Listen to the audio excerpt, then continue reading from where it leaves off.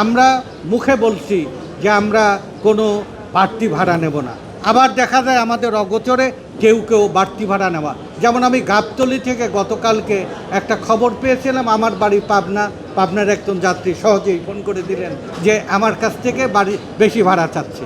কে চাচ্ছে? অমুক চাচ্ছে। তুমি ওখানে আসছো নাকি? আসছি। ফোন করলাম, তো বললো না না না আমি চাইনি। তা আমি বললাম তুমি না চাইলে ও কেন মিথ্যা কথা বললো? ওর বাড়িও পাবনা, তুমি কর্মচারীর বাড়িও পাবনা, মালিকের বাড়িও পাবনা, তার কেন এটা বললো? তুমি এই ডিউটি থেকে এখনই সাসপেন্ড হয়ে যাবে, নতুন একজনকে নিয়ে আসো, আর সংশোধন হওয়ার সাপেক্ষে তুমি ডিউটিটা পাবে। আমি মালিককে ফোন করলাম, ওকে ডিউটি থেকে অফ করে দেবো। অ্যাকশনটা দৃষ্টান্তমূলক যদি হয়, তাৎক্ষণিক হয়, তার একটা সুফল পাওয়া যায়। তা আমরা এই যে মনিটরিং একটা পর্যবেক্ষণ কমিটি হচ্ছে, হাইওয়ে থেকে একটা পুলিশ কমিশনারের কাছে একটা গোটা বাংলাদেশের যান চলাচলের একটা চিত্র আছে। ওখান থেকে কখনো কখনো সাংবাদিকরাও যদি এটা দেখতে পারে, আমাদের মালিকরাও দেখতে চেয়েছে, শ্রমিকরাও দেখতে পারে, তাহলে এই পরিবর্তন আনা সম্ভব হবে। আমরা সমন্বিত কাজ করে বাংলাদেশটার ইমেজটা আমাদের জন্য সত্যিই প্রয়োজন, শুধু নাগরিক হিসেবে না, দেশগতভাবে একটা এই রকম অচল অবস্থা দীর্ঘদিন চলতে পারে না। আমি অনেস্টলি বলছি ভাই, আমি মন প্রাণ থেকে চাই, অন্তর থেকে চাই, এবং যে কোনো কিছুর বিনিময়ে এটা চাই। সেটা টানা তৃতীয়বার অর্জন করেছে দেশের সেরা সুপার ব্র্যান্ড স্বীকৃতি বসুন্ধরা টিস্যু।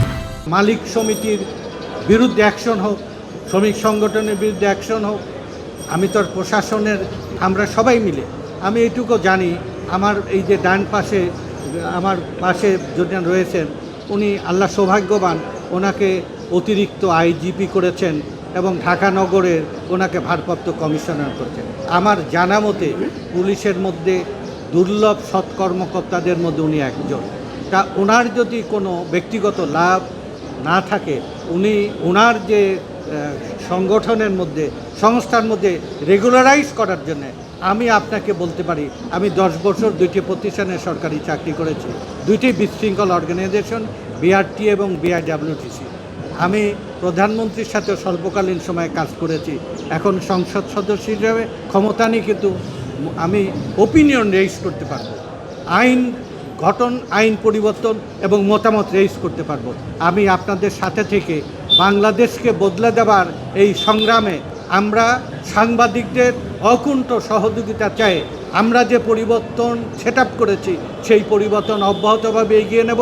এবার ঈদ ম্যানেজমেন্টটা যেন সত্যিই সবাই ভালো বলে, আপনাদের কাছ থেকে সেই সহযোগিতা চাই।